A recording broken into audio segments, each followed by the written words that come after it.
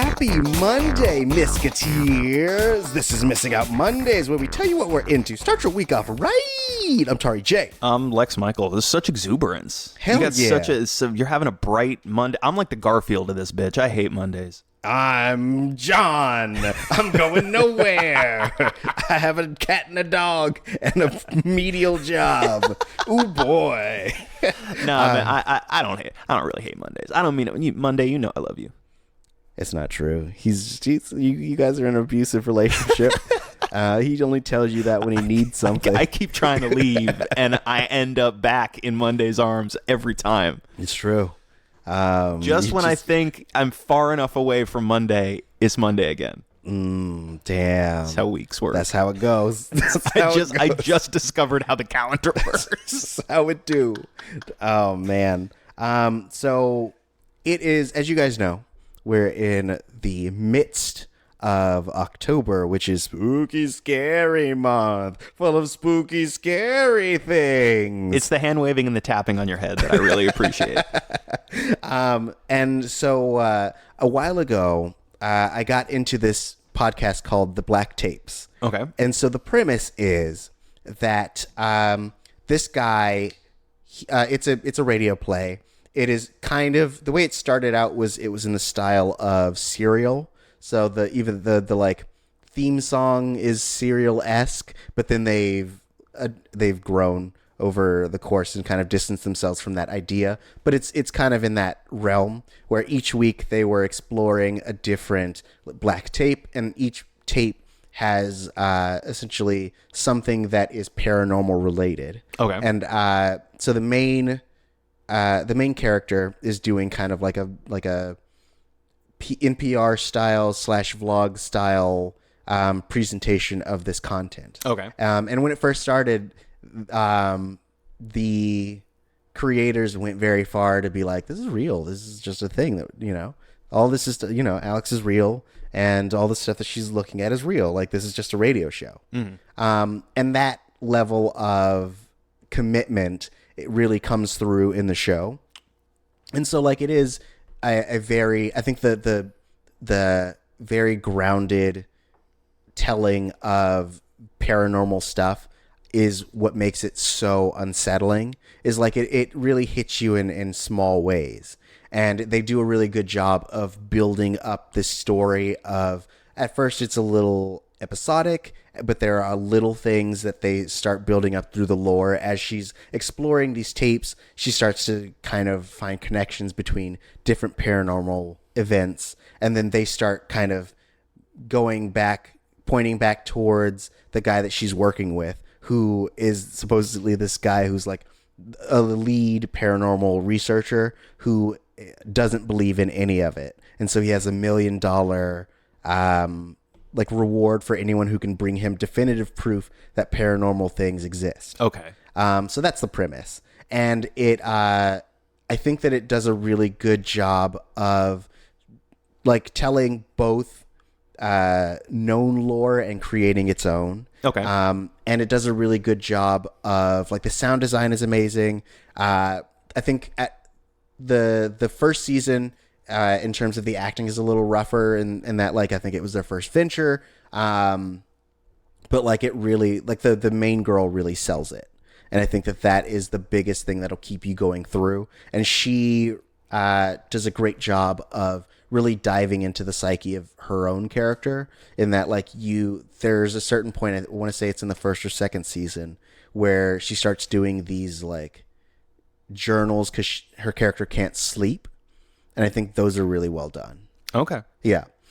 So I highly recommend it. I believe they've gone through 3 seasons, and they have 2 spinoffs. One is called Tanis, and the other one is called Rabbits. So this one is paranormal. Tanis is a little bit more like Lovecraftian. Okay. And Rabbits I haven't had a chance to get into yet. But I think if you're really into paranormal activity and you love, like, radio play, not even radio play, but like grounded fantasy paranormal activity in a podcast format, this is the best thing for you. All right. Yeah.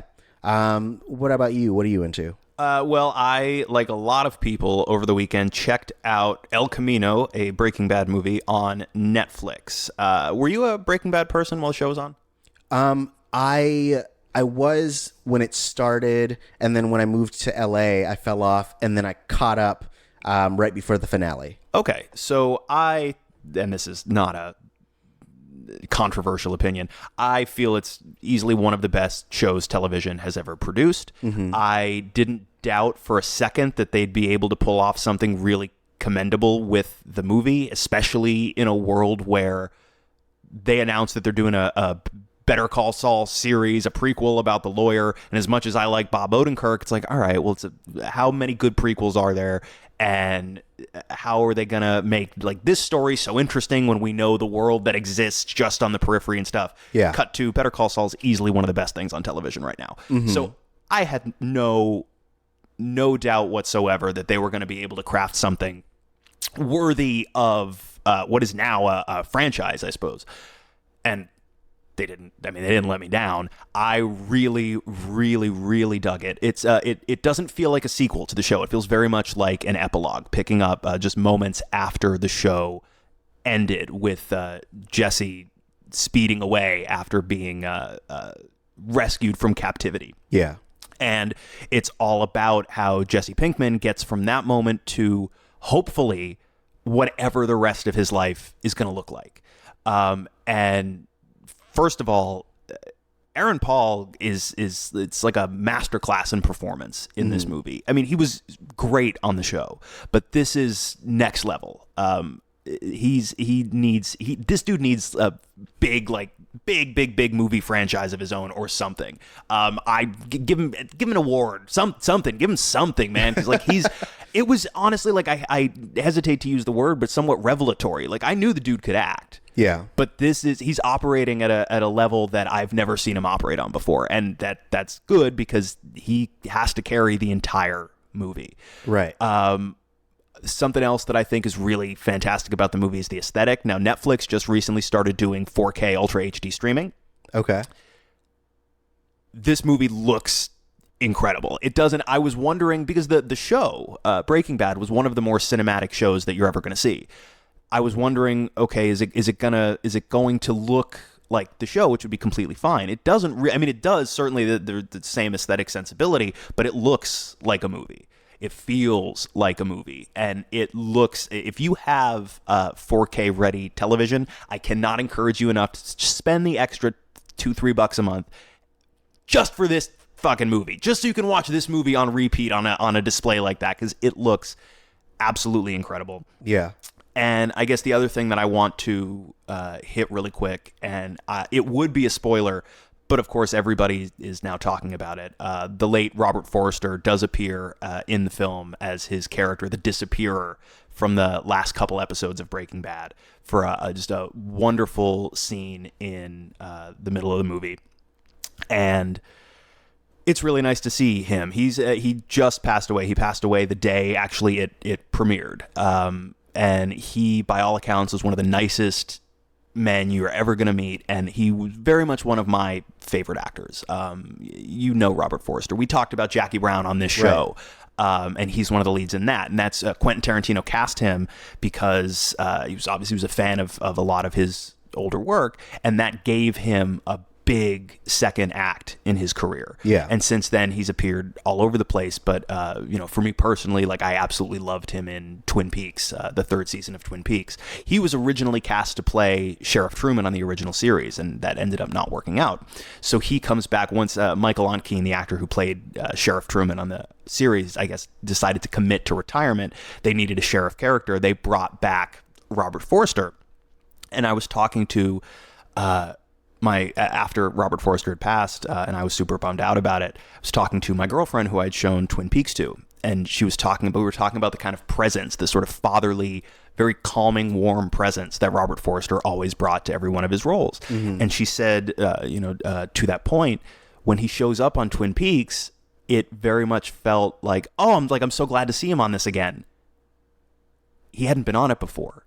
It was so immediately familiar and so immediately comforting that it felt like he's always been here. Right. And he to me, he brought that to every role, and he's one of those actors who, there are plenty of actors who I really like, and I'm like, oh my God, it's cool to see this person in this. Very few actors who, in my opinion, when they show up in something, they immediately elevate the entirety of the project just by being in it. And Robert Forster, for me, was one of those guys. When he showed up in El Camino, because I guess I figured there was a chance they could bring him back. When he showed up, I'm literally sitting there watching it alone at like 2 a.m. in my apartment. I literally start fist pumping. But I was genuinely excited, like I was genuinely excited to see that dude in everything. And then, of course, I wake up the next day, and at some point over the course of my day, I get the news that he had passed, and that really severely bummed me out. Yeah. So R.I.P. Robert Forster. He's absolutely wonderful in El Camino, which I think is an absolutely wonderful movie. I think it is very, very, very worthy of the series that it is following up, and it feels quiet, it feels small, it feels like an epilogue, but it brings closure to Jesse's story in a very nice way, I think, and it's absolutely worth checking out. I have no idea what it would play like if you don't know Breaking Bad, but it's not designed that way, you know? Right.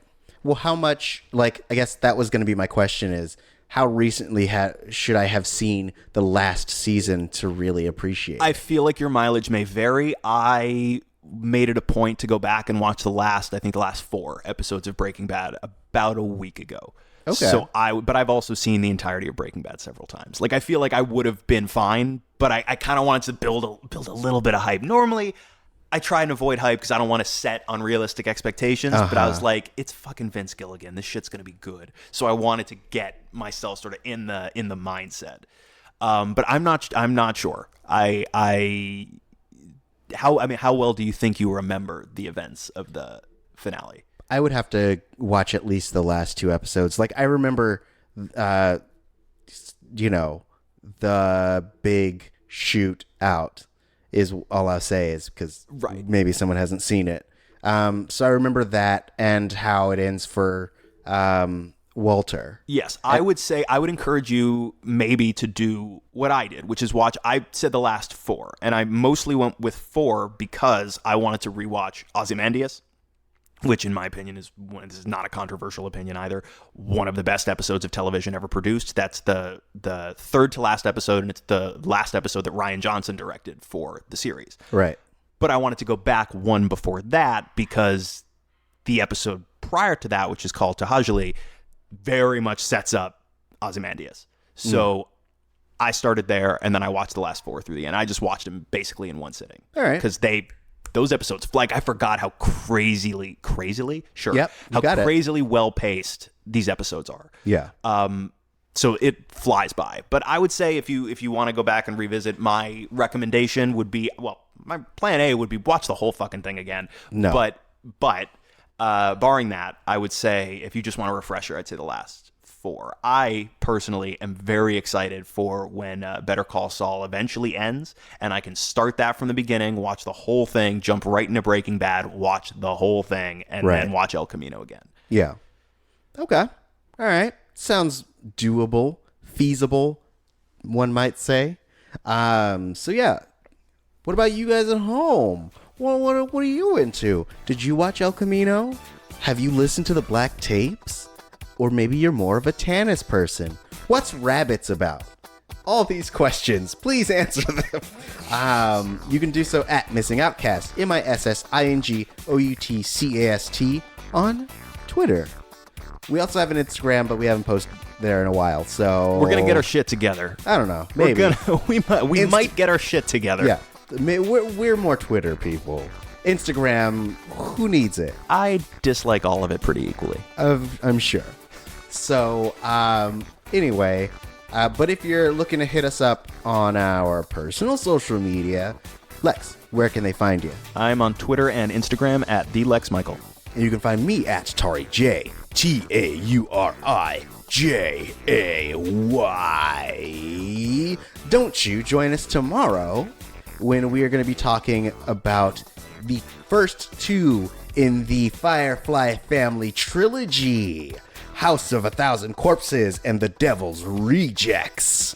So join us. It'll be really fun. We're going to be talking about both of those movies, so it's going to be a double feature. And this will probably be one of the first ones where Lex and I have very different opinions. Is it? I feel like that's happened before.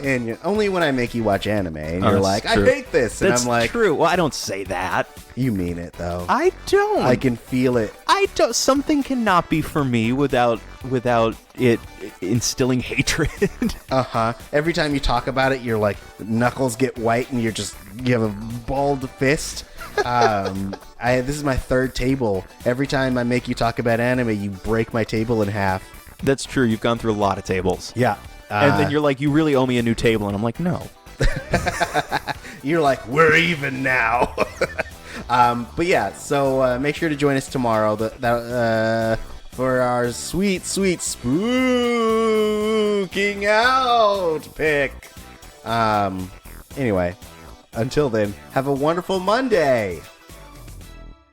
I got nothing. Okay. It's like I'm looking at your face and you're giving me that look like this is where you jump in and you tag up and say something stupid. I got nothing today. Come on, boy. I'm thinking about all those tables I owe you. You can just pay for it under the table. But there's no table. Oh. The premise is predicated on the lack of a table. Okay, I'm done.